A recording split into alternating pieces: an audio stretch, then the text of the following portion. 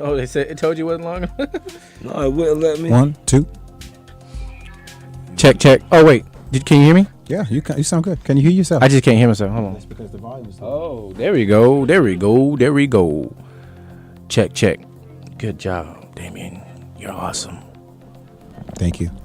It's nice to be awesome. All right, let's get it.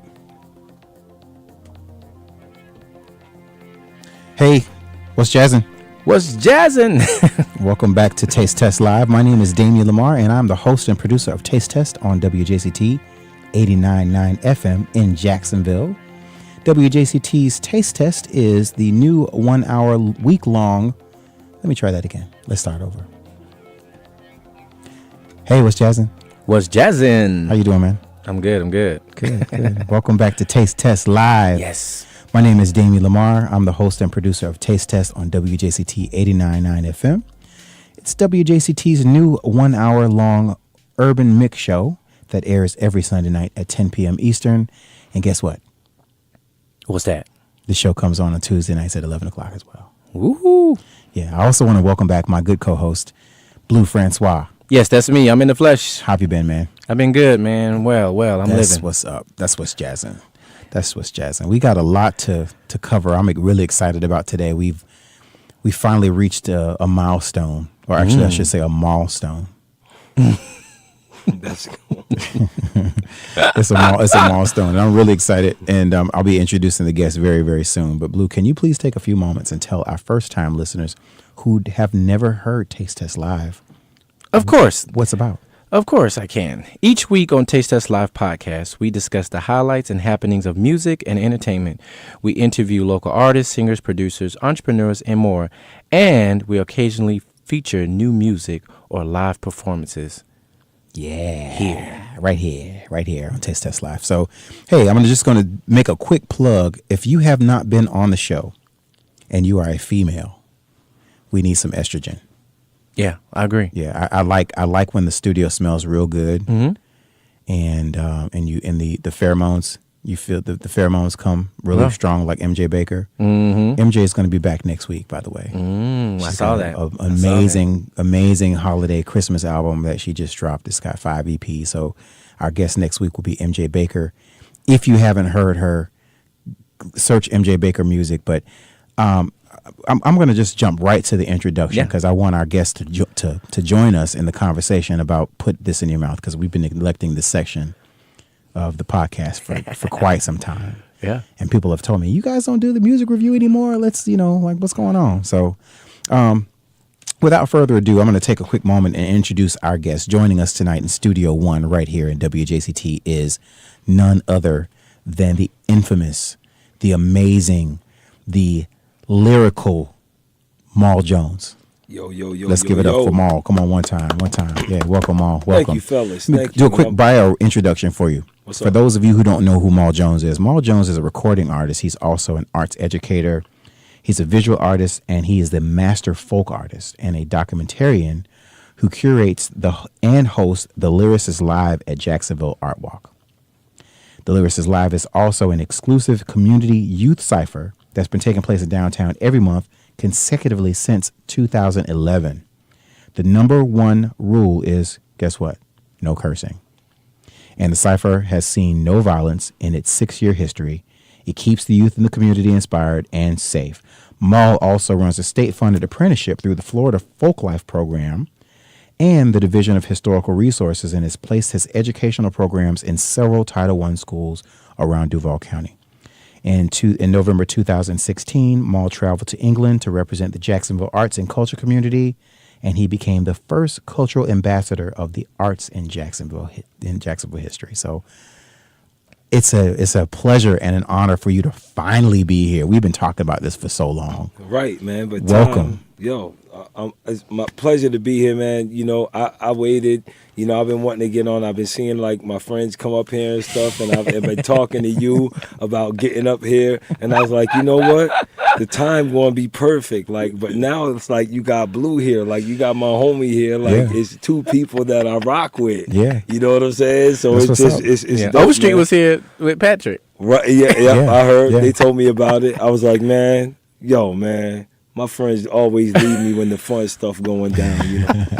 But it's all good. But now you're officially in the hot seat. Right, I'm here. Yeah, you're here. So yo, I can I'm cooling off on the hot seat, yo. I cool off on hot seats. You know what I'm saying? Yeah, you look so chill, man. That's what's up. Right. So listen, man, I've been watching you for several years, and recently, I think our friendship has grown because I'm starting to see your masterfulness. I see your genius in the community, and I see you're very humble, but you work behind the scenes, and you're a master producer, and you're to be complimented for that. And it's an honor to have you here. I feel like the table should be turned. Like you should be interviewing me. No, I will. It's coming, yo. It's definitely coming. It's coming. I hope I get an interview. Oh, I'm talking about me. You know what I'm saying? Yeah. I'm putting things out there how I do. That's it. Speaking those things that are not as if they were. Right. We have the power of our tongue to create those things that we want to manifest. Come right on, here. man. So I believe Come that. on. I got facts. Really do. I got facts to back it up. So before we dig in, we're gonna take a quick deviation, and I want you to join us in this conversation. Like, feel free to jump in and talk about all the stuff we're gonna talk about. This section we haven't done in a while is called "Put This in Your Mouth." Put it in your mouth. Put it in your mouth. In your mouth. Yeah. Hey, you can take that. That's my joint. There you go. But I'm with it. Gummy lifesavers. Yeah. I'm all for them. You all for that? Do they save your life though? That's the most important thing. Look, are they really lifesavers? Listen, when things are at their cloudiest, put it that way. You know what I'm saying?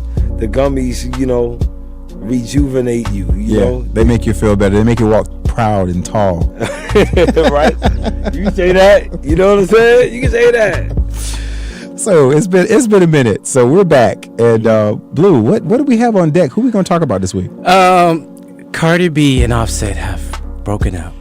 I saw that. I heard about Cardi B it. and Offset broke up. Yeah. And, I know there's a lot of love there. She loves him, and everybody knew about Offset. Promiscuous ways. On tour. Was he promiscuous on tour? I mean Autumn shaking her head like they like the biggest, young rap group in music, and everywhere they go, they got millions of women fans from all backgrounds and nationalities. And none of them get any STD text. Right. Do they text? They don't care about that. They don't care? Yeah, they don't care about that. Okay. Well, So I see why Cardi B did what she did. Yeah, she could. And then it's funny. I just watching her live. It's very messy. I think when you reach a certain level, there's like they do like these the celebrities. They kind of do like some kind of, hey, sign this saying that whatever happened between us, stays between us. You know, non-disclosure. Non-disclosure. And it's like they don't. I've sued people because they broke those before. Yeah, and they don't care about that. It's like, it's hey, if I smash you, here's a couple million. I mean, well, not a million. Here's a couple thousand. Keep this between us. So Cardi B wasn't supposed to find out. Oh, okay. She wasn't supposed to find out. So, are you saying that Offset had a contract with somebody, like, you don't tell my wife and you'll get this money? I'm not saying that. I'm just saying that she wasn't supposed to find out about the situation. But I'm saying cheating is to be found out. That's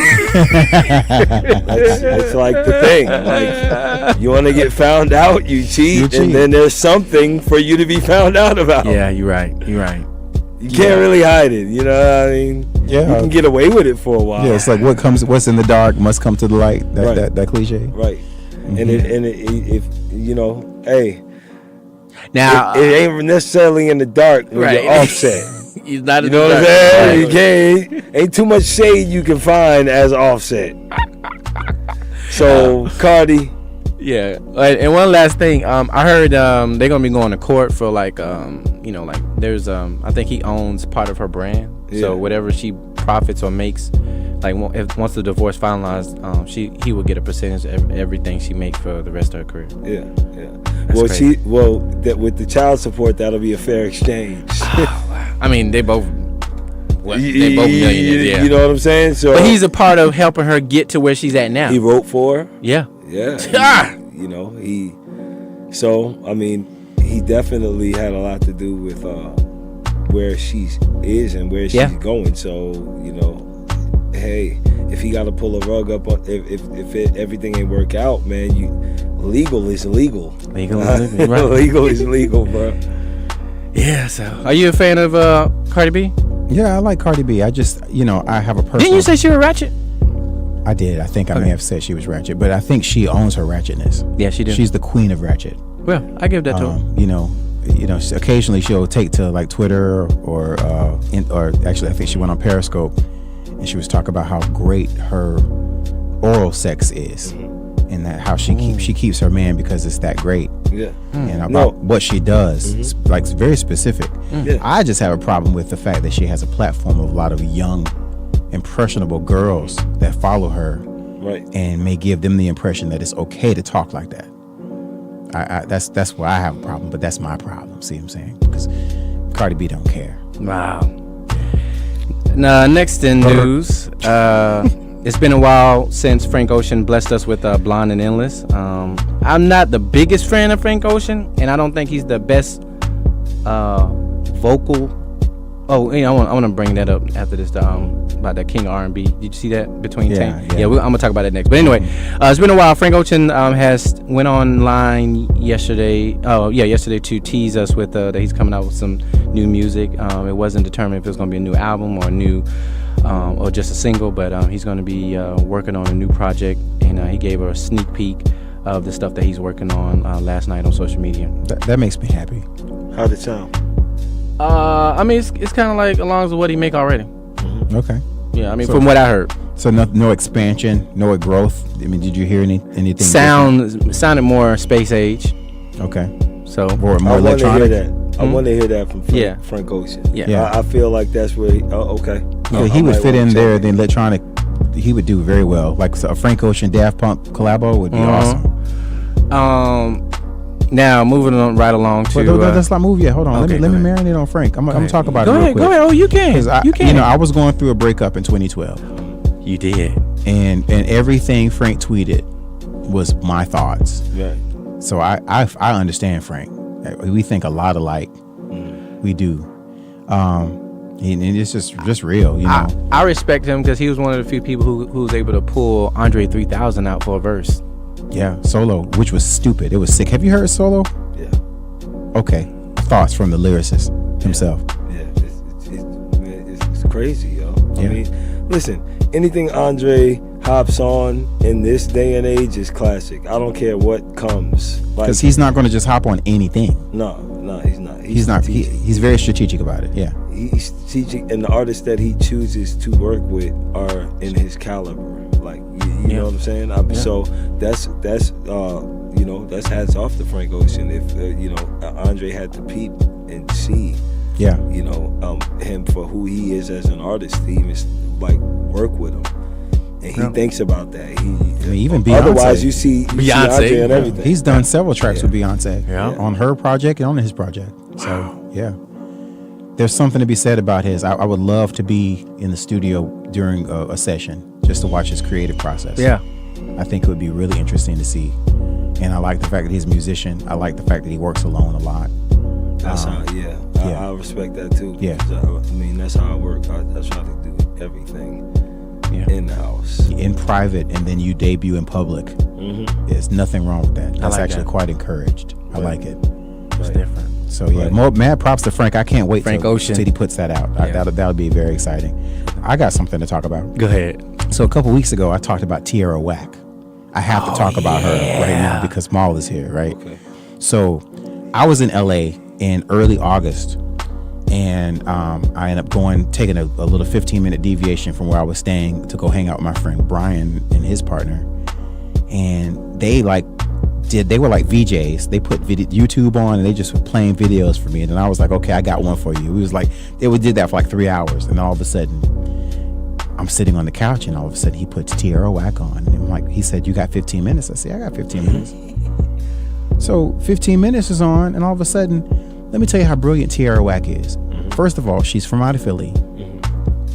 Second of all, this girl put 15 songs called Whack World There's 15 songs. Each song is 1 minute long, which means, and then she did a video to accompany every song. So you go to YouTube, if you type in Tierra Whack World, you're going to find her 15-minute EP. Every song's 15 minutes, or excuse me, every song's 1 minute, and there's 15 of them. And they're all different. She raps, she sings, she changes her hairstyle, her color. Like, I mean, everything about her changes in every video, and yet it's a woven thread. It's a wonderful project. It's all cohesive. 15 minutes, though. Yeah. And that's enough to get a Grammy. Because I think you have to have 15. Yeah. You have to have more than 5 songs, and you have to have an EP of at least 15 minutes in order to be considered for a Grammy. I'm going to read something from Patrick Hoaxkin. Whack World is a bold statement of intent. He says, in Tierra Whack's world, MTV stands for Men Touch Vaginas. ABC means All Boys Cry. And BET means just eat tacos. Whoa. So that's her song, Cable Guy. So Whoa. Listen to her lyrics in her song. Whoa. She's one of these artists that is going to take the world by storm, because she used the formula that they set before us in the formula of Instagram. Bro, you only get a minute. I've been on this for quite a while, and I'm talking about years, and anything I talk about that I'm doing creatively, I like the fact that there's researchable data to confirm what I'm talking about. Exactly. I don't like to just talk about, oh, I used to do this back in blah, blah, blah. I have dates for everything. Like, yeah. You know what I'm saying? Facts. Like, I have dates and time frames for everything. It's a timeline. And when I saw that she did that Wackwell thing, I had already on Instagram, the way I promoted my shows is because I did all the video, the videography work for the flyers. So I would create the flyers to like come together within the 1 minute of the Instagram video. And you can go back and look years, 5 years ago. I would have everything come together before the end of the 1 minute.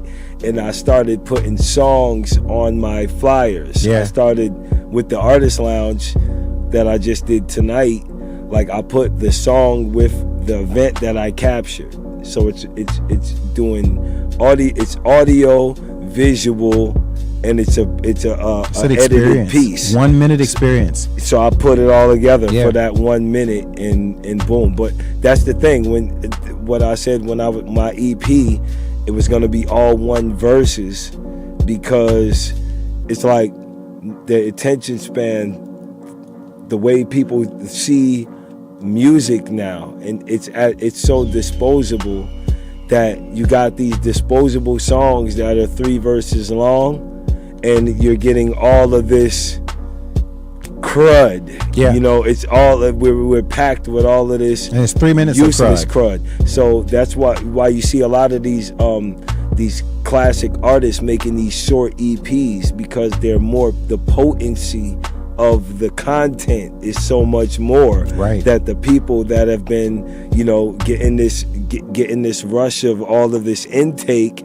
now it's like, we're gonna give you a short burst of the good stuff, because that's what you can take, opposed to trying to get all of what I bring in a world where you're bombarded by disposable things all the time. You know what I'm saying? So for her to put out a project of that magnitude in 15 That's minutes, dope. I mean, it's like dope. you know, again, it's not like anybody hasn't done it before. Right. But for a cohesive EP, most people don't put out an EP that's only 15 minutes long. Right. They want to try to go at, 20 to 30 minutes, 5-6 songs. And I've always thought like that. Like my father was a jazz musician, and he would write these memoirs about jazz at the time, during the 60s and 70s, and the emergence of jazz, and how pop and rock and roll was pushing it off the radio. Like, and I would literally read this stuff when I was like 16 years old, 17 years old, and I would get into hip hop and not know that these same situations mirror different genres. Right. So I saw what he was talking about when it comes to different fads playing into pushing what the real culture out. Exactly. And that's what led me to like do things differently. Like it didn't matter, like the whole thought of mass producing music, it's like a factory product, Right. like in the radio, like 3 songs, 16 bar verses. I couldn't do music like that. It was like like even just living my life and being a musician and hearing other musicians, I purposely did not want to recreate what they were creating. Like I would make one verse songs. I think that they call that being a nonconformist. Yeah, I would make one verse songs, and my one verse songs would get the play that your whole mixtape would get. Right. So I would be like bars. I said, yo, look, I'm taking verses and moving them within the art field, the art realm that I work in. So when I took the Shakespeare poem, like I said that year, I said everything I do is gonna be one verse. I don't care what it is, whether it's a poem or I write a song. And I did the Shakespeare, I did the Proudest Dad Ever for my son. Yeah. And that was, you remember that was one verse about his whole life up to the point where he turned 8 years old, and it encompassed everything. And I said, I can do this with one verse. And then I did the Shakespeare. I wrote the one verse Shakespeare poem. It took me around the world, you know? So I was proving to myself what I could do with the content that I wanted to create versus like, yo, Ma, you never write 2 verses. I used to hear that, look like you never finish songs. I'll be like, yo, what are you talking about? It's finished. Right. I just wrote a verse, it's done. Like, what do you mean? I'm not going back to it. This is it. You know, I said what I said. That's why I brought some joints tonight. Like they were one verse joints, but they feel like songs. Yeah. You know, they're whole songs. So speaking of which, do we have any more to talk about on Put This In Out? Yeah, just real quick. You know, Questlove does a podcast. Oh yes. Yeah, he does an awesome podcast. You can hear it on SoundCloud link. He's here on SoundCloud. But anyway, he interviewed Michelle Obama while she was on her tour, and she was talking about Stevie Wonder, her childhood music that she grew up with, like Jackson 5, and Questlove. You gotta hear it. He created 3 playlists ode to Michelle Obama. Nice. Of some of the music that she grew up listening to. Wow. Yeah, it's dope. It's so y'all make sure y'all check that out. Yeah. Okay. It's mad props to Questlove. Yeah, it's another one out of dope. Philly. Philly's representing tonight. And then, but anyway, the name of his podcast is called Supreme Podcast, Questlove Supreme Podcast. Okay. So y'all make sure you check it up. Now, one last thing, real quick. Jacquees went online and said that he is this generation's king of R&B. Yes. He said that I think he was waiting to save this one for last. And it was so funny because somebody played a clip of him singing live, and they were just like, he was just messed up. So anyway, Tank chimed in, Jay Holiday, everybody chimed in, was going at him hard, and Tank made a post on Instagram. I had screenshot it so I could read it verbatim. He said, "First, R. Kelly is the king of R&B. The accusations don't disqualify what he's accomplished. Second, if you can't go in the studio by yourself and make a hit record, you're not my king. If you can't sing it better live, you're not my king. I appreciate all the talent out there, but we are using this word king way too loosely.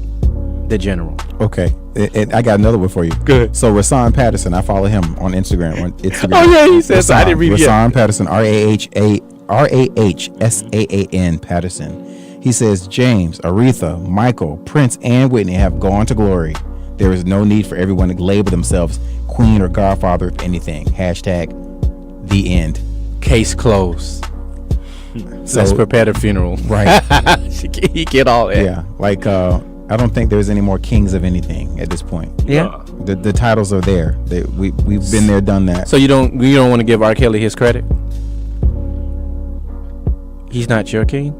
No. You don't want a pedophile to be your king? I didn't imply that he was a pedophile. I don't want R. Kelly to be my king. Sorry. I don't have a king. Oh, let me not talk about that. Yeah. You know they got like a pedophilia group now. Yeah, we don't want to get attacked by the pedophilia. Don't attack us. Yeah, please don't. Don't attack. Don't come for us unless we send for you. Anyway, that's it for music news. All I got to say before you close that out is Aaron Hall would disagree. All right? I used to get that confused. I did too. Yeah. Well, that's it for put this That's in it your for mouth. Put This in Your Mouth. That's what's enjoy up. that, everybody. Yeah. So we're gonna take a quick break. Maul, you brought a song. I did. What's the first song we're gonna play and take us out the break? Play She Doing It. She Doing It. She Doing It. Tell us a little bit about it before we play it. I just recorded it, man. It was a song produced by DJ Shotgun of the Grizzly Vets. I woke up one morning, I recorded it. I knew I was coming to do the Taste Test Live. I said, yo, Taste Test Live would be dope if they played this song on my appearance, and so I bought it for you. So no one's ever heard this joint. Like no one's ever heard it. This is a Taste Test Live exclusive. I bought you 2 exclusives, man. People don't hear Mal Jones music. You know what I'm saying? Doing it well. How she moving it well. Yeah, she oozing it. Caught in the spell, hell, she using it. A fool with it, damn, she be doing it well. How she moving it. Moving it well, yeah, she oozing it. Caught in the spell, hell, she using it. A fool with it, damn, she be doing it. Pretty flower raised on soul power. Queen in my dreams, taking waterfall showers. In the sunset, God bless every princess. Hope she inherit the mind of this empress. Impressed since 10th grade, I bench pressed with my wimp chest. Just wanting to impress. Tasha, Keisha, Kanika, Khadijah. Her voice like Aretha. Sing like Jill, talking so real that when she grab the mic, they make it a big deal. Like they don't know how she roll, queen with a shield. That's real, recognized by a king in the field. And when I see her pose in that prominent stance, right under her feet, she be conquering land. I'm plotting a plan, put another knot in her hand. Taking it from the man and giving it to her man. Cause she doing it well. How she moving it well, yeah, she oozing it. Caught in the spell, hell, she using it. A fool with it, damn, she be doing it well. How she moving it well, yeah, she oozing it. Caught in the spell, hell, she using it. A fool with it, damn, she be doing it.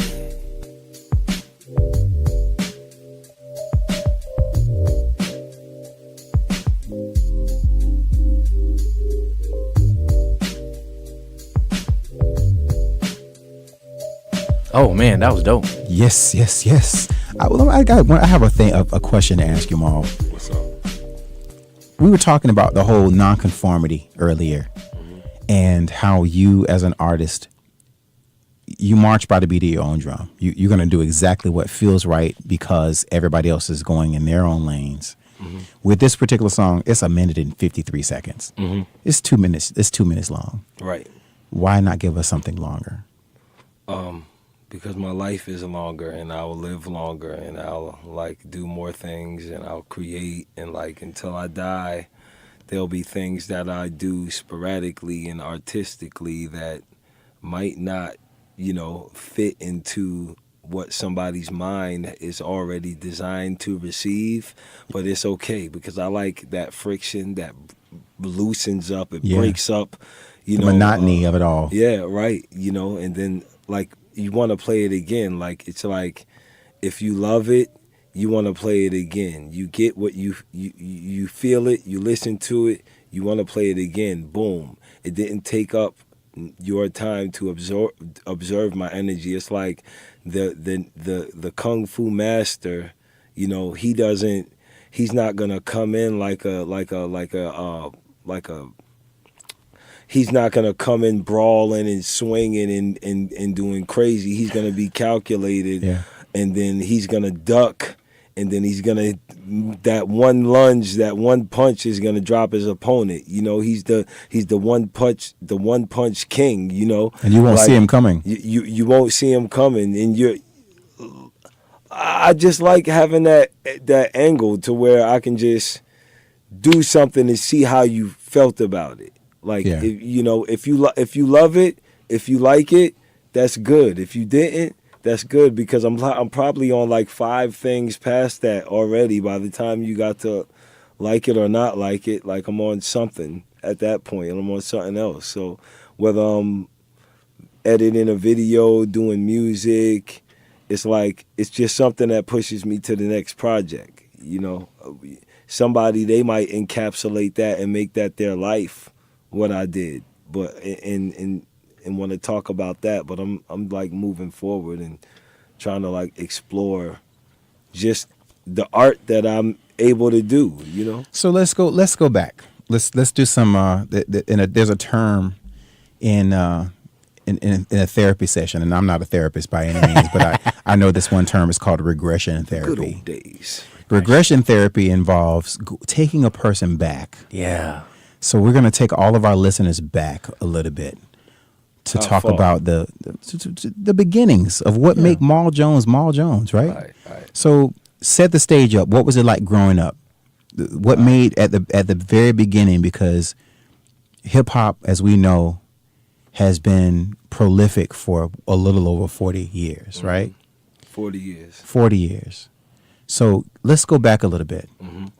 I'll tell you that. Tell us where you grew up and what made you start. I'll tell you the whole story, man, because it's I'm glad you asked me that, because a lot of people have it misconstrued. They think like I'm in Jacksonville, I'm an artist, a rapper, and people like my entire time living in Florida, people like, you know, they kind of categorize me as an up north rapper, but I really categorize myself as a southern artist because I've been living in Florida since I was 10 years old. You know, I've been traveling. So you're like me, Florida bred by way of New York. Right, by way of New York, because I've been traveling up and down the East Coast as a kid, 16 years old. You still have your accent, though. Yeah, I've always been in contact with family members outside of Florida, Jacksonville. Like, I've even had family members that moved from New Jersey to Florida because I made it poppin' as a kid. Like, I was a kid making it. Florida seem dope. Like, 16, 17, I'm on the radio, 92.7, freestyling. The same thing I made history for in Jacksonville, I did in this city in the 90s. Like, it wasn't like nothing happened overnight. So moving from East Orange, New Jersey, I moved from New Jersey straight to Fort Lauderdale, Florida. So I moved to Florida when I was 10, got in school here, watched the Space Shuttle Challenger blow up over my head in middle school, you know, and that would kind of, you know, it made me just look at like everything differently. That was like one of those times that was like the before 9/11, yes, you know. I remember. And I moved from Jersey to Florida for it to happen over my head, and just to look up and see the smoke spreading from the Space Shuttle Challenger, as being a kid that was like interested in science and interested in math and all of these things that you know, made the NASA. As an artist, that's where in Blue, when I walked in, Blue called me Molecule, because I was that rapper that rapped about science and I would break things down and scientifically with words, and that's where that name came from. So all of those things, Molecule, people don't understand the science of me being an artist. Like, because I moved to Florida, I was 10 years old. I saw the Space Shuttle Challenger blow up over my head, and I went and I was poor.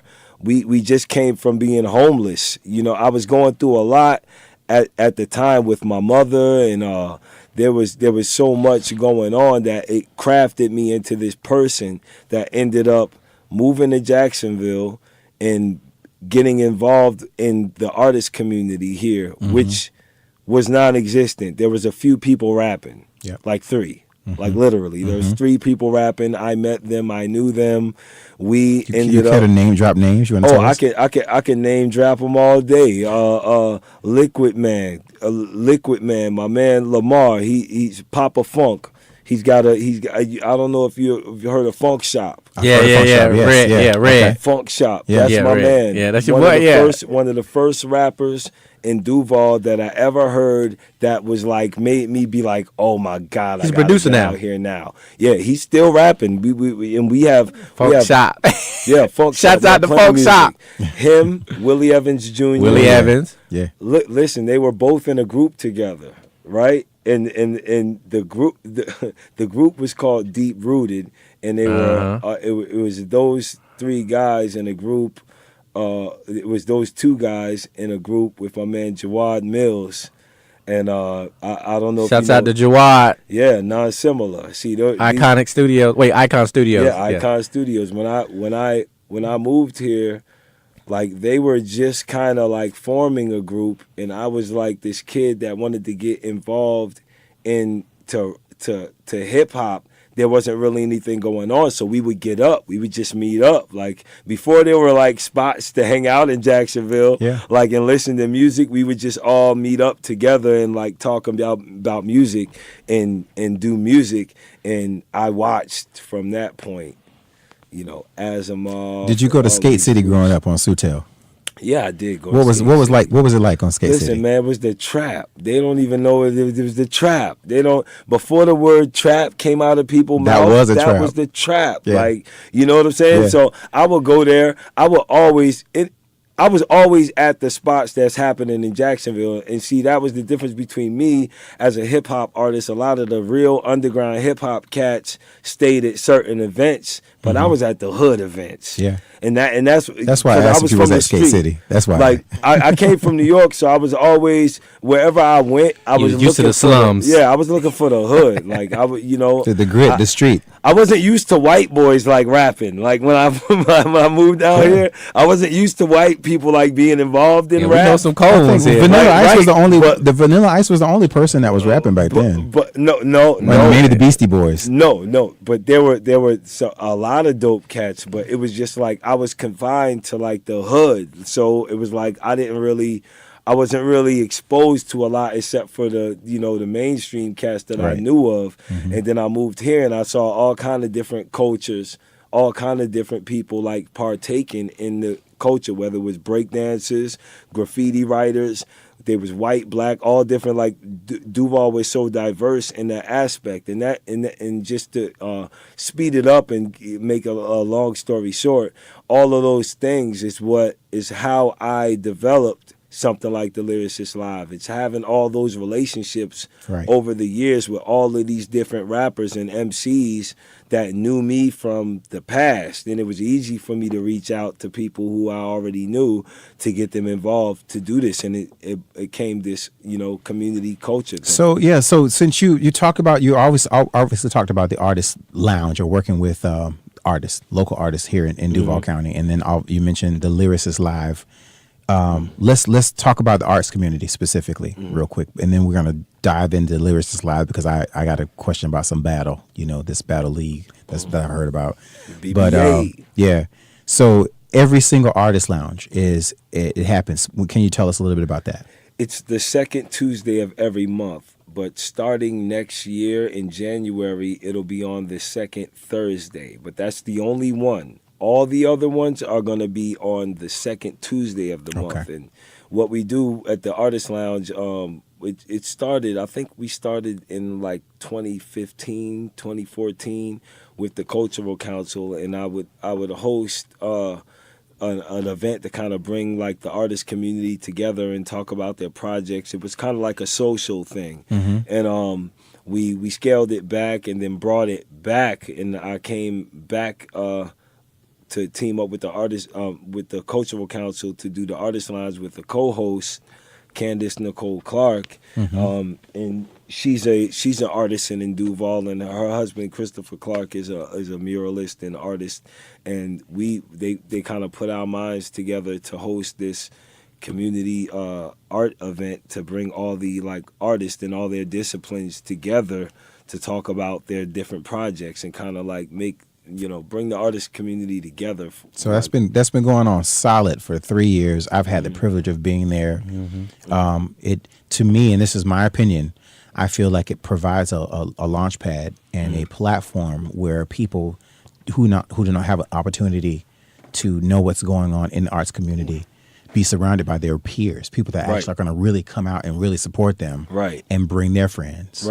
So I highly recommend, if you know anything about every single artist lounge, I highly recommend you, if you can attend, go, experience it. Real dope. And it's a very relaxed, loose networking platform. Today we were at Riverside Fine Arts, but we take we visit different cultural organizations around the city for each event. Like before that, we were in Cork Arts District, but just a great way to like get artists together. Like a lot of artists that are really good artists might be not like social people, so we have this event for those type of people to come out and kind of get, everybody's not clubbing and stuff like that. So we want everybody to come together so we can talk about like, real things, real projects and stuff that's actually happening in the city. And I'm glad it exists, man. And mad props to the Cultural Council of Greater Jacksonville for sponsoring it as well. Now, what made you really start Lyricist Live? You mentioned Lyricist Live several times. Yeah, the Lyricist Live. Give us a little bit of give us some background. For people who don't know what Lyricist Live is, paint a picture for us. The Lyricist Live started as a show called The Lyricist Hour. And that was a podcast with me and a friend of mine, Mass Appeal. We got together, and he wanted me to. He was doing the second season of his podcast, and he knew like just with the thing about my relationships in the community, like all these different artists I know. So he played it smart. It was like, I'll get somebody, who knows all the artists, and I'll get them to co-host with me on the podcast, and we can bring people on. But like just like what you're doing, we would bring like the local artists, the underground artists, into the studio to talk. It was at his parents' house at the time, you know what I'm saying? But we would bring people in to basically interview them about whatever events were going on in the city. Kind of like the Artist Lounge, but with hip-hop, So we were doing that at Icon Boutique, the clothing store on Adams Street. And for the Art Walk shows, I wanted to like do something that was that went along with the actual outside of event that was happening, the Art Walk. We would do our show inside. People would come in the store and patronize the store while they were watching the show. It was kind of a deal like that. So for our individuals that are listening that are not part of Jacksonville, what happens every first Wednesday in downtown Jacksonville is something called First Wednesday Art Walk that's sponsored by an organization called Downtown Vision Incorporated. They've been running this thing for 16 years and is the largest outdoor arts and culture explosion that happens on the first Wednesday. Yeah. It's pretty dope. And I've been seeing you for a while. Yeah. So it was outside or it was inside. I bought it outside. There was a freestyle portion of the show after we interviewed people. We would have like the guests. They would be able to partake in the cipher. Well, that went on till about our third season, and the Mass Appeal was moving. So it was just like me being just this one person. At first it was like you guys doing the show, and one person was the logistical person and one person was the voice. Right. Well, those two people split up, and Mass Appeal did his own thing. But with what I was doing in my place in Jacksonville, it was like, okay, I'm just going to take the freestyle portion, which I hosted, and bring it out to the block. I'll leave all the logistical interviewing and stuff like that. I'll just leave that to the side and just come right out to the Art Walk and do the cipher. And, so you were literally creating an experience. Yep. Creating an experience for people that pass by. Obviously, creating a lot of visual art. Visual art.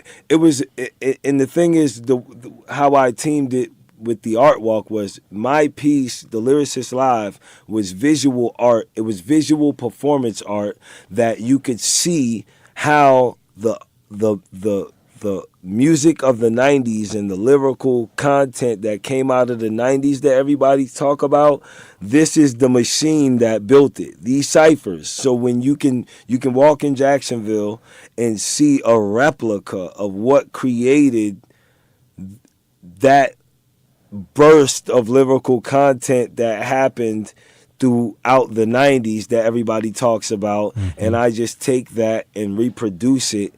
And at the same time, it's so in a microcosm, it's what created hip hop.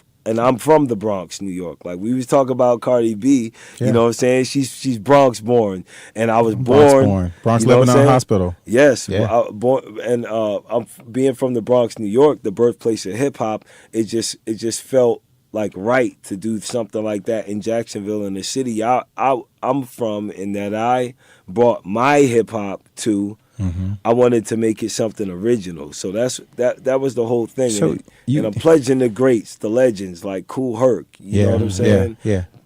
And those cats that started it, my forefathers. So So you work with Mass Appeal. You obviously recorded a track. You brought another track called "Pull Your Heel Out."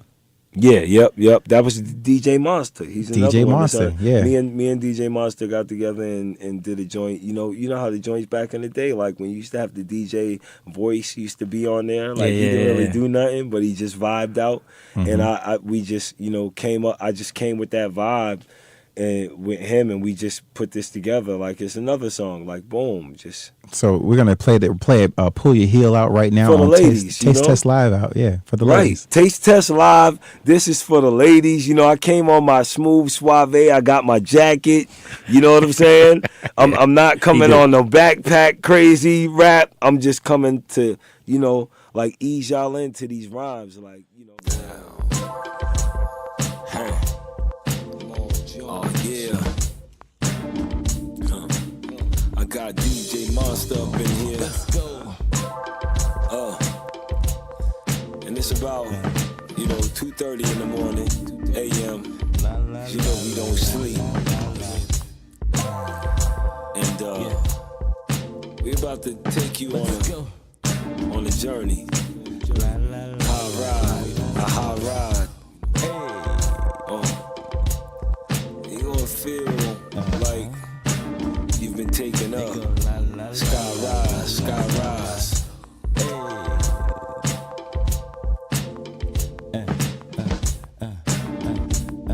Just move it to the music. Let's go. We go la. Blowing my trees as cool as can be. Yeah. Yo, we keep on rolling, keep on rolling.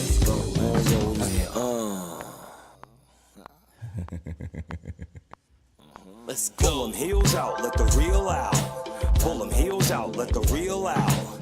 Pull them heels out, let the reel out. Like saying you a natural, we can build a castle. Pull them heels out, let the reel out. Let's Pull go. them heels out, let the reel out. Pull them heels out, let the reel out.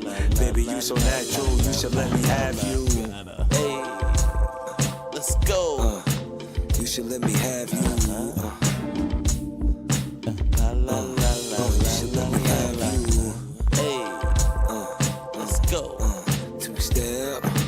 Put your heels out, two-step. Put your heels out, two-step. Yes. Hey, let's go. Pull your heels out, two-step. Pull your heels out, two-step. Yes. Hey. Let's go. And you're looking so good. You had to step back and just, put a heel out. Let's go. Yeah, and put a heel out. Yeah, and just dance now. Yeah, you put your heels out. Hey. Put a heel out. Let's go. Yeah, you put your heel out. Yeah, put your heels out. La, But la, yeah, la, but la, just la, dance la, now. la, la. Yeah. La.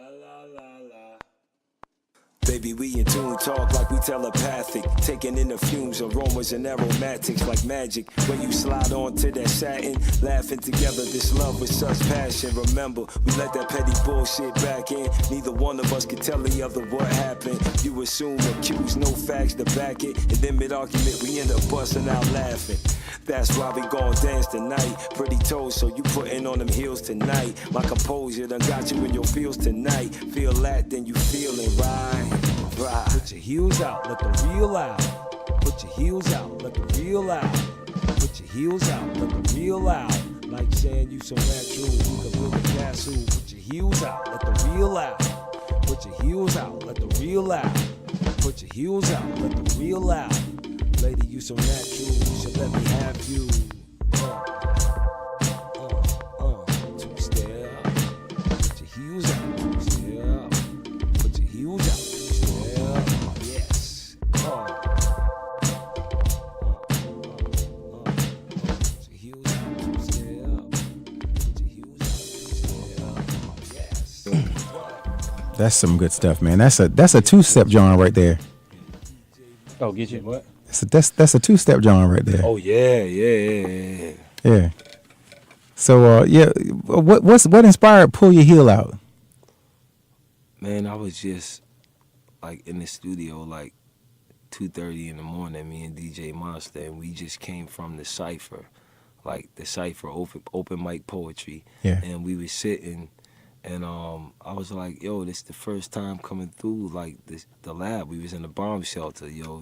Big ups to the bomb shelter, yo. That's my studio, right? So he came through, and I was like, yo, remember them joints back in the day? Like DJ used to get on the joint. I was like, yo, we need to do that joint like that. I was like, you didn't do the beat, but you know, I need your creative essence on this. You're just a cool dude, like, you know what I'm saying? Yeah. So you know, we got together and did that joint, man, and it you know, I like that track. Pull Your Heel Out, two-step. Right. You know, Yeah. get the ladies out, like some, you know, some like grown and sexy vibes. That's some pre-R. Kelly joint right there. Right. Nah, bro. Don't do me like that, bro. Don't do me like that, bro. You know what I'm saying? Already got a bad name. You know what I'm saying? You don't want to be super misogynist. R. Kelly. Nah. Speaking of controversy, can you tell us about how like the struggles and all the stuff you faced when they banned the Lyricist Hour at downtown by the city? Like what happened? That was crazy. Well, I had been doing the Lyricist live for 7 years, and for the first time, the Art Walk hit me up and they asked me, you know, kind of perform inside, like. I know you was like, what? And I'm like, yo, hip hop started outside. Like, it's kind of why I do what I do outside. It's kind of like an ode to the Rec Room Park Jam type style. You know, I kind of can't do it inside, you know. But they wanted me to do that because the Confederate flag waivers or whatever, you know, they were protesting the statue staying up in Hemming Park. Right. We all know it needs to come down. Yeah, like, yeah. Who doesn't know that needs to come down? Like, it's Right. you know, it's like the longer you let it stay up, it's just the more you're telling your truth. What did that have to do with the Lyricist Lounge, though? But they didn't want. Okay, here's the thing: when you have brothers with microphones and voices on the street versus bigotry, hatred, racism. Those two things Incite. They say it incite what? A little bit of clash, maybe. Yeah, they don't. I can see where they saw that being a problem. So it's not our problem. We've been out there for 7 years with no violence, not one fight. Right. I'm pretty sure Confederate flag wavers are used to fights and used to fighting and used to getting in arguments with people about, you know, they're pretty confrontational. You know, so we're not. You know, we're Right. It's just live. Like we use words. So I know a couple rappers out there that probably would have roasted them pretty bad if they would have like met up in the same place. But that's as bad as it would have been, and you know, And that's it. Could have possibly, you know, changed some people's minds about. Well, because your platform is you stand on nonviolence. It's nonviolent lyrical We ain't with that. exploitation. Right. That's Right. it. You're using your might is in your words. Period. The might that you have is in your words. Now I've seen people who are that good at words that they could inflict some action, you know. Sure. But that's the power of words. I want the artist and the young men that come to my cipher to encapsulate that kind of voice. I need them all to have that kind of voice. Yeah. You see what I'm saying? I don't want them to have the weak voice. I want them to have the strong voice. So if you say so, if you can reach that type of base with your words, then you actually have power. And you need to, instead of thinking physical, you need to see where you can go mental from that point. Right. So it's kind of like this catalyst. Like the Lyricist Live is a catalyst for young men to like really get out of manhood what they might not get from the camaraderie of being in a group of men, a circle of men. Like in this circle, we don't curse each other. We don't push each other. We leave space for everybody to step in one at a time, and we're not even thinking about manners. But this is just our culture. This is something you see what I'm created. saying? Yeah. It's nothing no one had to teach us. No one said, Mal Jones, you can have the cipher as long as you don't curse and as long as you know. I came out here and said, these are my rules. Right. These are the rules I'm setting. And this, I got letters from the Secretary of State. We're enriching the lives of the people in our community by doing it. We didn't ask if we could do this. This is something from the culture that benefits the community. So, Mad props to you, my friend. Thank you. I watch it, and it's amazing to see 50, 60, 70 people surrounded on a corner, like crowded, like it's just digesting all this lyrical content that these young people are spitting. It's unbelievable. Yeah. And like Blue said, I've learned a lot from this experience. Like I couldn't have gotten a better learning experience to be a cultural ambassador. Now, like I got named cultural ambassador in 2016, but I started on my conquest in 2011 being a person who corrals artists. Right. I didn't know in 2016 the Channel 4 News to say Jacksonville's first cultural ambassador of the arts. It's just my focus on trying to do something cohesive that's beneficial to the community with utilizing my talents, that's how I became the first cultural ambassador of arts, the first hip hop artist labeled a folk artist in the state's history. Florida Folklife program have been documenting folk art in Florida for 60 years. And they've never said that person rapping is a folk artist. I made them recognize it. I came to a street in Jacksonville, set my microphone up, and said, if you miss this, you're not a cultural city. You're not the city you're trying to be if you don't recognize what this is. So, that's why I started the Lyricist Live, and that's why I continue to do it today, because it breaks barriers, it breaks stereotypes. Like you think, there's this thing downtown where there's a bunch of people rapping, but you got 70-year-old white men out there rapping with 7-year-old black boys. Exactly. Like you've never in your life seen such a that dichotomy. Those type of relationships and those things come together. Rapping did that. Right. Hip hop in Jacksonville did that. Where else did that? That leads me to my next question. I have a couple more, and I'm not sure. I'm sure Blue may have something he wants to add too, but billions of questions. I only have two left. Okay, I got you. One of the questions that I wanted to know, since you mentioned hip hop in Jacksonville specifically, I consider you a thought leader of hip hop because you're a product of this community. You do things in the community. What is your take on the state of hip hop in Jacksonville? It's a loaded question. Good question.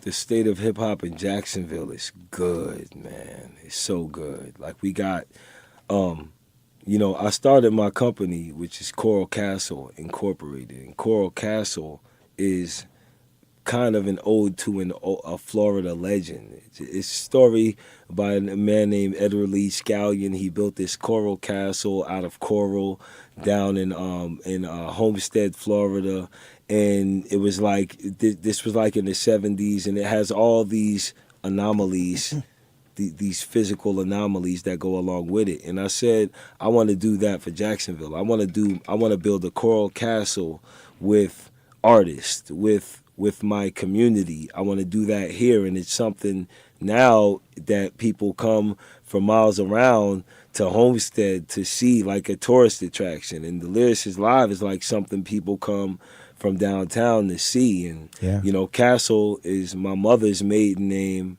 and that I lost. So it's kind of like everything is like tied into my family history. My father being a jazz musician and giving me all this game about music as a young kid.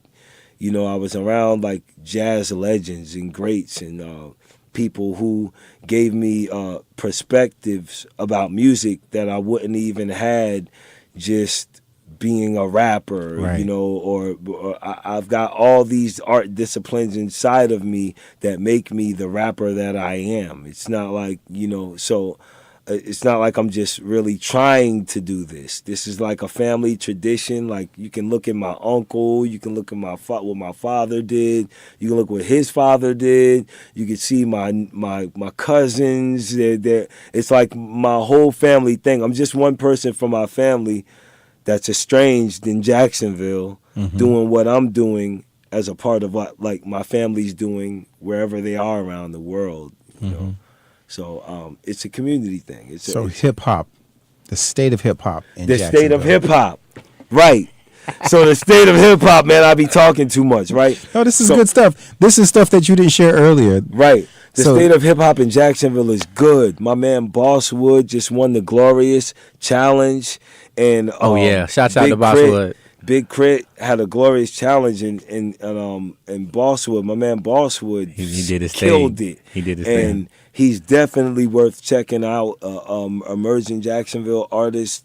There's so many events going on now. Like when I started out here, there was like old mannequins from the 70s in storefronts and cobwebs on them. Like literally, like that kind of. Yes. That's what downtown was. Yes. And I remember rapping in front of those stores, right? So like now, looking at it now, where there's all these events going on, there's hip hop events every week. You know, you got different. There's monthly events and there's all kind of artists that are doing their thing, and I'm just happy that the Lyricist Live has been a platform for a lot of those artists. And now it's like everybody's kind of, you know, standing on their own and taking their creativity where it's supposed to go. And I wanted to be that catalyst for that. Like with the Lyricist Live, I didn't have that outlet where, like when I was rapping in front of the old mannequins, there wasn't a place I can say, oh, next month at the Lyricist Live, I'm going to go to Mal Jones spot and kill it.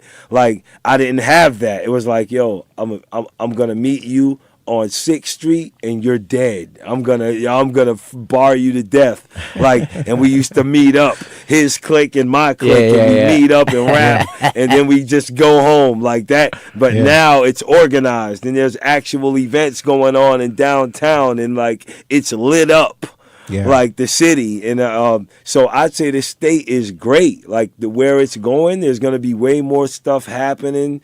There's going to be way doper things happening and going on. And like I just see it going up from here. I don't see stagnicity with Duval like other people see it because they're not looking at it from the trajectory in which I've studied it Absolutely, from. right. So when they're like, oh, Jacksonville, and I literally knew like there was 10 rappers that were leaving Jacksonville before I started the Lyricist Live. They stayed, and now they're good because there was a platform or there was something that kept them here. Right. Or they moved somewhere else, thought it was better, and now they right back here. We like, yo, it done came right back to Jacksonville because you know we got it sweet. Yeah. You know what's happening. Yeah. The grass always looks greener. But yo, it's really AstroTurf. You know what I'm saying? The green people really leave Jacksonville. Now that. So my last question before Blue gets his questions in, because he likes to number his. I think he's on I just got 5 4. billion. Yeah, I just got 4. You guys talked about the rise and fall of the Battle League. earlier. The BBA, The BBA. the Barbarians Battle Arena. Yeah.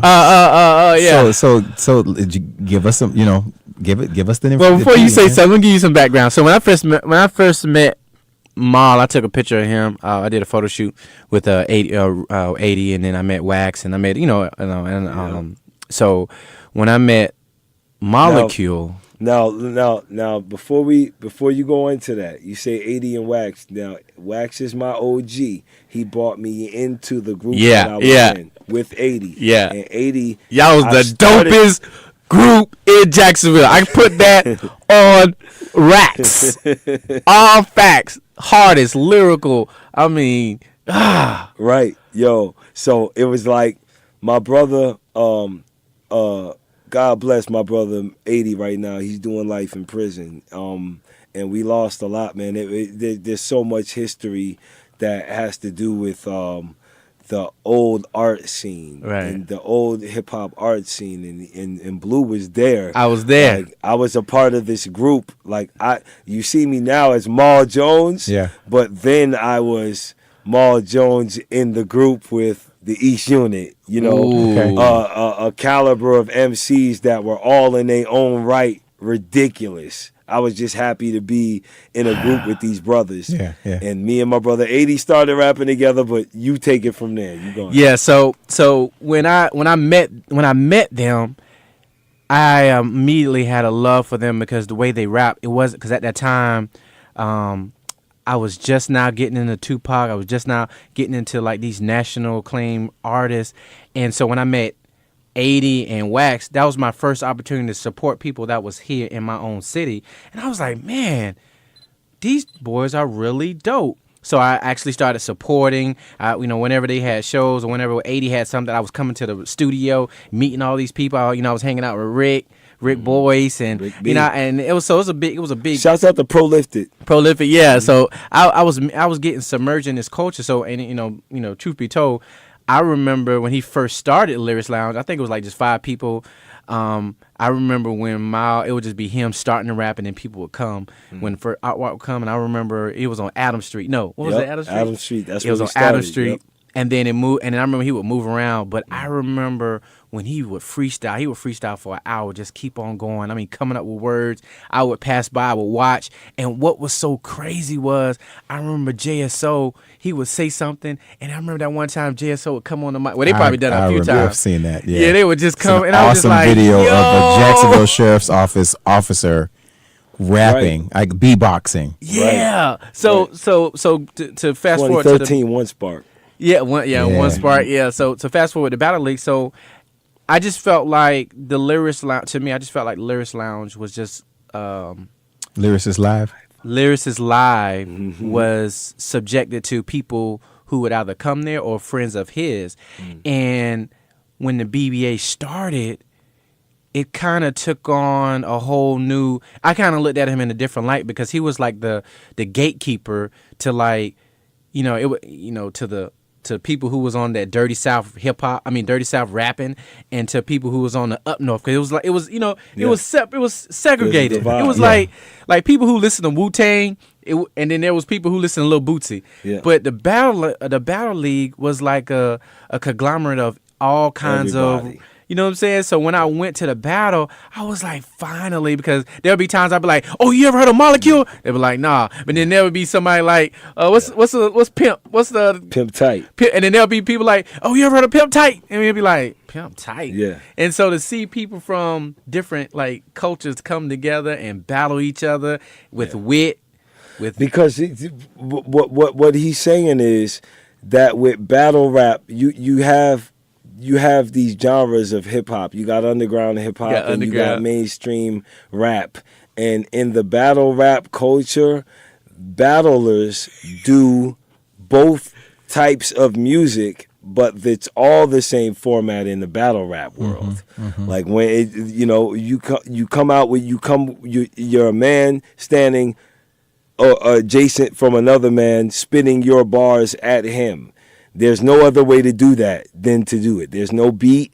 There's just your cadence. So the more creative you are with your cadence and the words you put together, you know, the doper you are. So it didn't matter what beat you were on, what style of music it was in the battle rap world, because everybody's neutral. It's like putting down your weapons. It's like everybody's putting down their weapons and let's go at it. Like, let's just go at without our tools and our musical weapons. Yeah. You know? So Miles Jones played this Professor X. Like, he was the watcher, the gatekeeper, and he was like kind of like the mediator / curator of the group. And so, like, he would be the one to incite the lyrical camaraderie, where he would just rap and then he would challenge people. Okay, let me hear your best 16. Let me hear your best. So, and then people would be, because there would be times people wouldn't start. So he would just get it going, get it, you know, start rapping, and then people would join in. And then I remember there was a time when they was going at you, making memes and saying, "Why are you the gatekeeper?" And then he proved. I remember he said, "All right, I'm gonna give y'all my." He put a challenge before everybody was doing challenges. He put a challenge where he rapped 16 off freestyle, off the dome. Okay, like right now, he's gonna do one right now. Go. Right. Yep. They say they got bars, but they ain't really got nothing, except them bad kids from them chicks that be frontin'.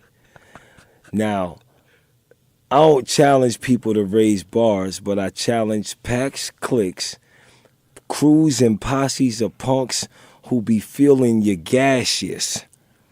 Y'all do just gas, unleaded a diesel, just like that dude Nate, I'll blast. Few yells at your yellow self make you menstruate. Y'all green like Hess, and oh yes, I will obliterate your soul, cause all you do is petrol on everybody's page. Anyway, back to these gun bars. Baby, I let that ammo go so much I started my own company, call it Ammo Co. I coexist with dudes till they kangaroo face. Hop in the ring with me, now they number 3 on that racetrack. You couldn't earn heart if you was that lion on yellow brick roads, got more bars than Oz. Bad chicks use them for strip poles. I'm leaving no prints. You fairy's tale, your princess know. She read the storybook of the king, now she don't kiss toads.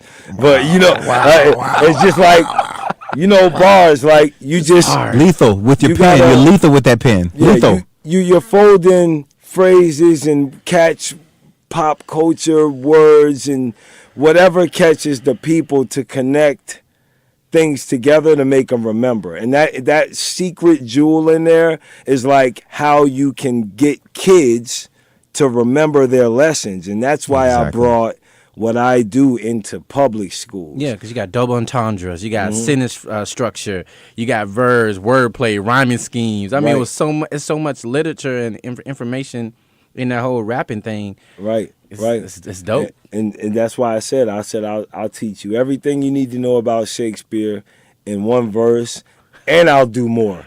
And I'll do more than that.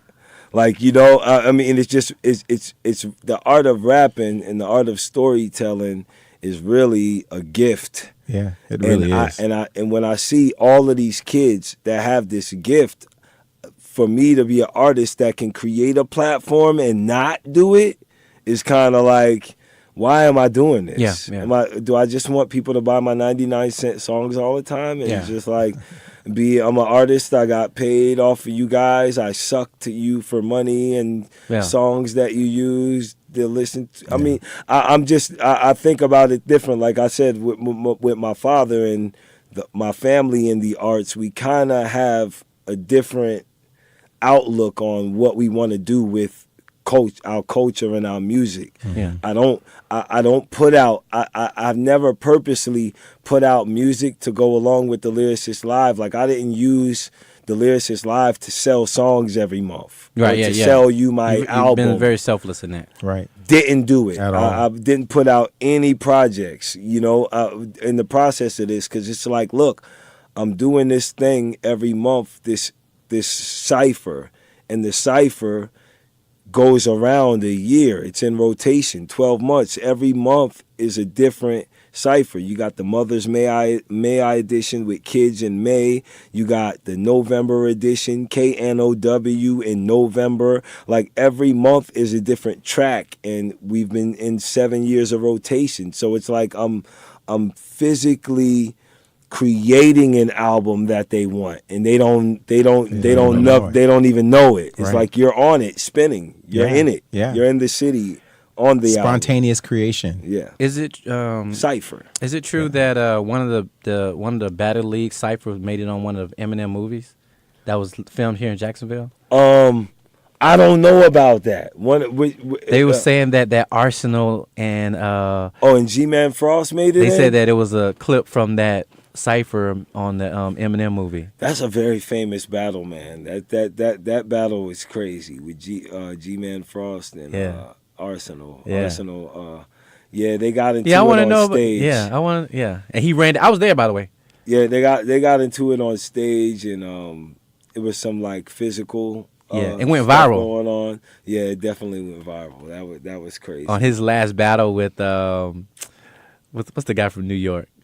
He mentioned it. Yeah, he mentioned it. Talking about, was it T-Top? No. No, it wasn't. It was Arsenal and I don't remember exactly who it was, but that battle became viral. Yeah, in he Jacksonville. mentioned it. Yeah, he mentioned the battle that he had Jacksonville. I heard you ran out. Yeah. On a white boy. Yeah, he ran you out of Jacksonville. Yeah, people talk about it, And it was millions of people tuned in and there. when it happened. It went viral. It went viral as soon as. I mean, I actually seen it. I seen him run off the stage, when he came here. Yeah. Like I saw him. But I mean, if I'm just to his defense, if I'm in a city where I don't know anybody and there's nothing I but would've- grown men, like I would have kind of ran. Yeah. You know what I'm saying? And then I mean, Frost is what, 6'4", 250 pounds. Frost himself is the crowd. Right. Like, he So, weighs as much as the crowd himself. So I definitely, yeah. yeah, so I mean, but the BBA, the Barbarians Battle Arena,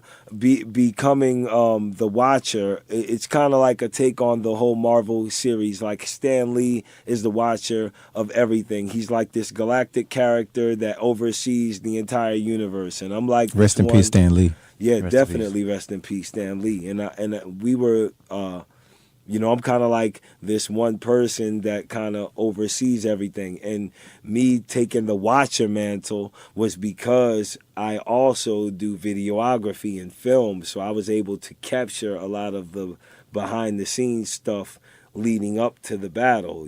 Again, talking intelligently about rhyme for the listener who's interested in the intricacies of battle rap, and that's what I do. I tell a story for them, like the Watcher. I'm the narrator. You're the narrator. All right. Well, this has been wonderful. This has been good. I'm gonna play a quick game. Yeah. What's up? All you're gonna do is just say one word. All right. All right. All right. Favorite rapper. Rakim. Okay. Favorite rapper from 1990s, the 90s. Oh, favorite rapper from the 1990s? That's Black Thought. Okay. Favorite female rapper.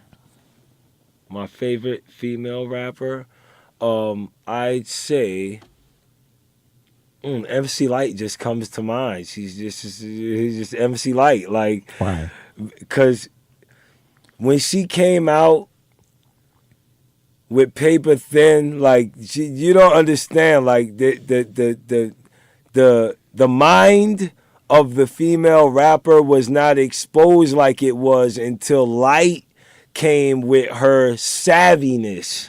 Like that was just so on point. She was her confidence, her in a man's field was like impeccable. Let me tell you a story about MC Light. I'm so glad you brought her up. 1993. No, I stand corrected. It was 1994. The graduated class of 1994, Wolfson High School. We all took a trip to Disney World for grad night. Who was on deck? High Five, Brandy, Jeanne, Classic. Escape, and MC Light. Okay, who had the biggest crowd in the room? What? swag. MC Light.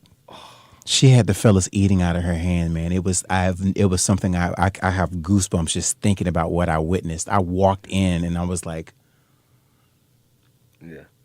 no drugs, Yeah. no alcohol, all high school kids, 17, 18-year-old kids, Yeah. eating it up.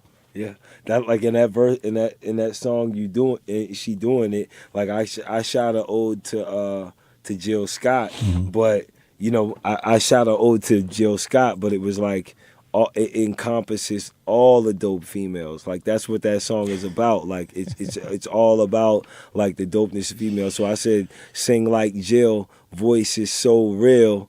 The way she grabbed the mic, they make it a big deal. Right. Like they don't know. Like, that's why it's brand new. That's why I say y'all don't even understand how brand new that track is. Yeah. Like they don't know how she rolled Queen with a shield. That's real coming from a king in the field, you know. Yeah. But it's just like that's what this whole month. Like that's why I bought you them songs because like this whole month I've been waking up like yo, this is for women.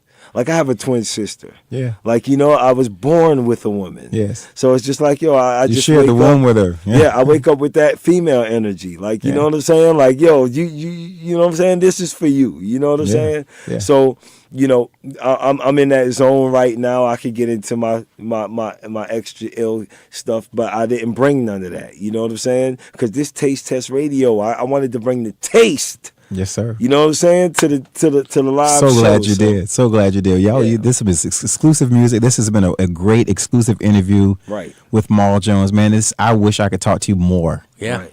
I mean, we have to have you back. Yeah, I'm with it. And we're scheming something, you and I, behind the scenes. Yeah. 2019. I already got it right now. I have it by the collar. You know how you grab somebody by the collar and you holding them and you like, look, 2019, I'm coming for you. Yeah, we have something that since Jacksonville's hip hop culture is great. Yeah, we're gonna build on that. Yeah, let's build on that. We can't share our idea in this public forum, but keep it exclusive. It's definitely going to be exclusive, and it's going to happen. I know it is, and I would love for you to be a part of it. Yeah, bro. We got blue. Where can we go wrong? Where can we go wrong? So real quick before we wrap up, please tell all of our listeners where they can find you online. You can find me on mauljones904.com. That is my website. You can also find me on Instagram, Maul's Mind. You can find the Lyricist live on Instagram as well. And Maul Jones Facebook.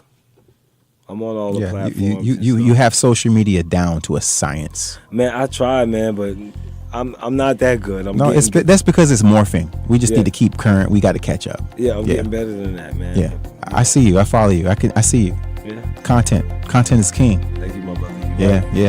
Again, it's been a pleasure. Blue, can you really take a quick moment and take our listeners out? If you like what you heard today, please follow us on social media on Facebook, Instagram, and Twitter at Taste Test Radio. We also have a website, www.tastetest.live. There you can find all of our old episodes featuring some past guests. Taste Test Live is also a fully syndicated podcast and is on podcast services such as Apple Podcasts, Google Podcasts, Stitcher, TuneIn, Spotify, CastBox, and more. Yep. And we always ask week after week, if you are listening and you're an avid listener of the podcast, regardless of how you're listening, please take a quick moment and just write us a review. We want to know what you feel. We want to know if you like this content. Are we wasting your time, or do you like it? You know, if you want to hear more, write about it. Let us know. So give us a 5-star review on that. Also, coming up this Sunday, treat yourself and others to a jazz brunch at WJCT Studio A right before the Jaguars home game. It's the last home game of the season, Sunday, December 16th. Come out for a very tasty and eclectic brunch menu curated by celebrity chef Cartel. Quench your pregame thirst with mimosa fountain and select your own libations from the cash bar.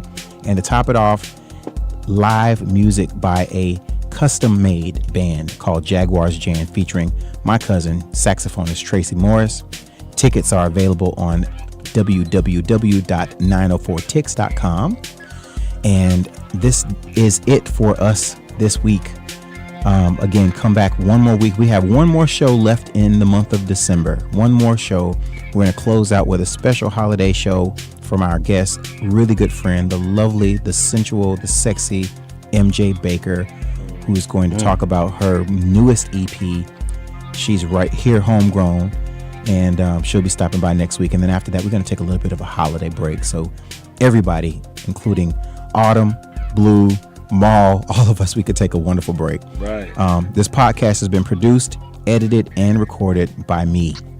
I take out my time. I do this because I love you guys. And also big thanks to our friends at WJCT Studios. WJCT has been the leader in Northeast Florida for over 60 years. And to keep great music programs and awesome programming on WJCT 89.9 FM in Jacksonville, please consider making a pledge or a donation to support them. Yeah. There's going to be a pledge drive if you haven't heard it already, but you can go to wjct.org/radio in order to support. Yeah. So we have the lyricist himself. We're going to say signing off. Thank you guys so much for listening. Thank you. Peace, my brother. Thank you for having me, man. Absolutely. Definitely. It's our pleasure. Our pleasure.